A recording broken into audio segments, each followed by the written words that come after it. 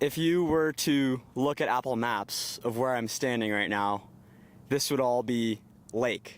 But clearly that's not the case. So it leaves the question, where has it gone? We're here today at the Great Salt Lake, and you might have heard a lot about the Great Salt Lake. And you might be wondering, why does this matter to me? Well, a lot of dust has been exposed, and that dust could contain compounds that could literally kill you.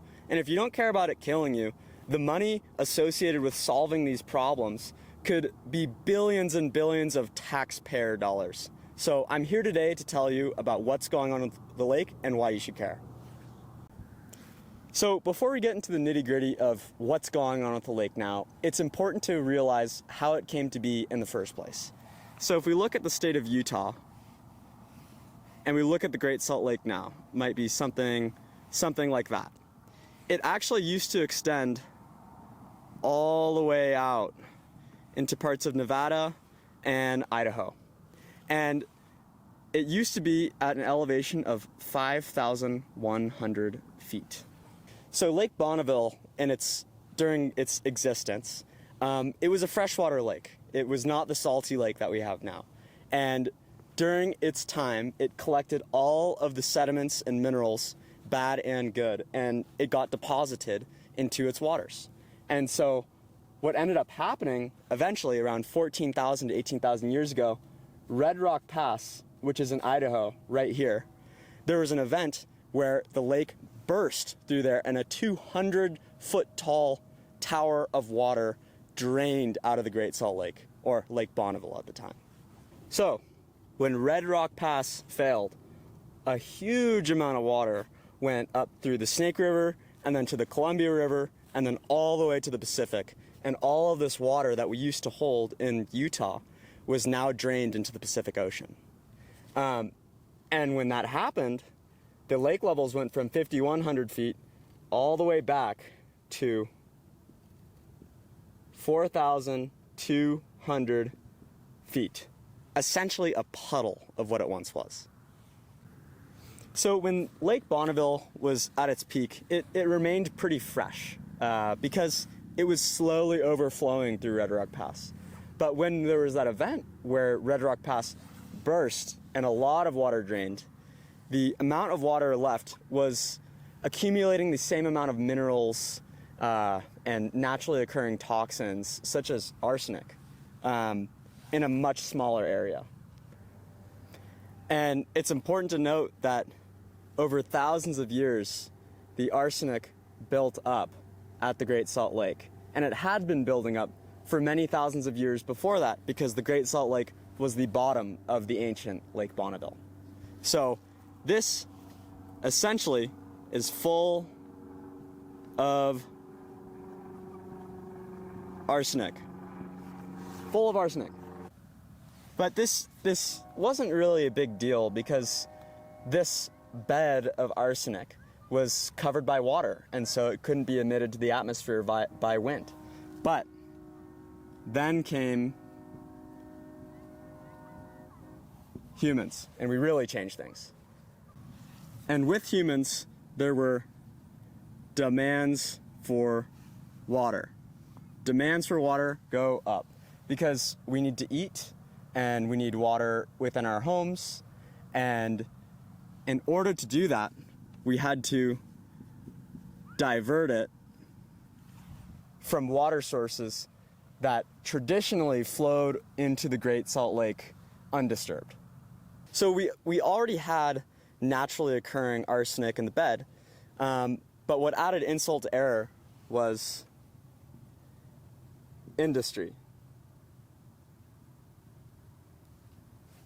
Particularly mining, because you see, the arsenic that I've talked so much about, it's naturally occurring within the volcanic rock found in Utah. And so when you mine and you expose a lot of that rock, all of the water, the wastewater, is laden with it. Not to mention all the other minerals that you might find in a mining operation. But the problem was there were no really formal studies for a long time of what's actually in this dust.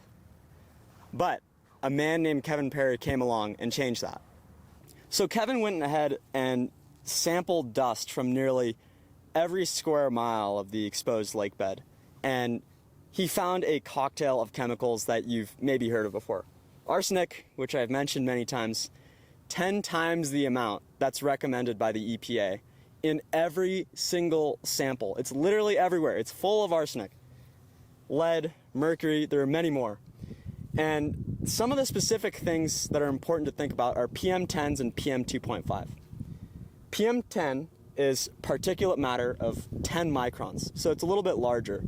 But he actually found that when you ingest PM10 particles that come off the lake bed, your lungs absorb 50% of it.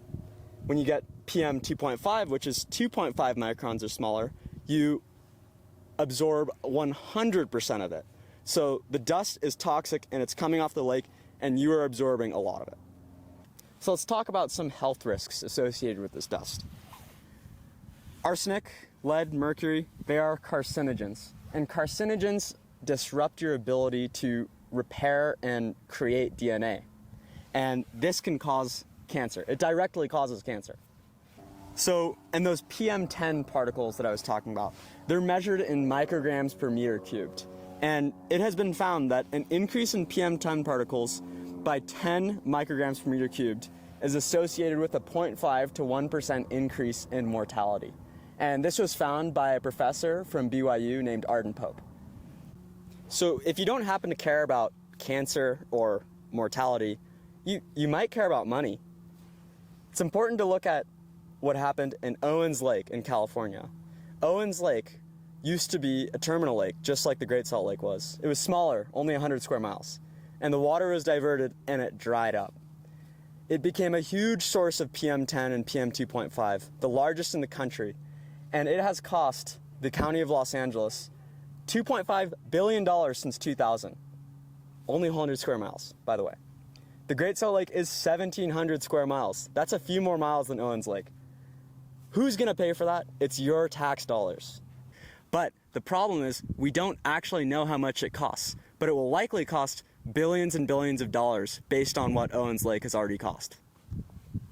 So clearly dust mitigation is not really something that we want to get into, but there's better solutions. The number one solution is to increase inflows into the Great Salt Lake and let Mother Nature do its thing and cover up this toxic dust.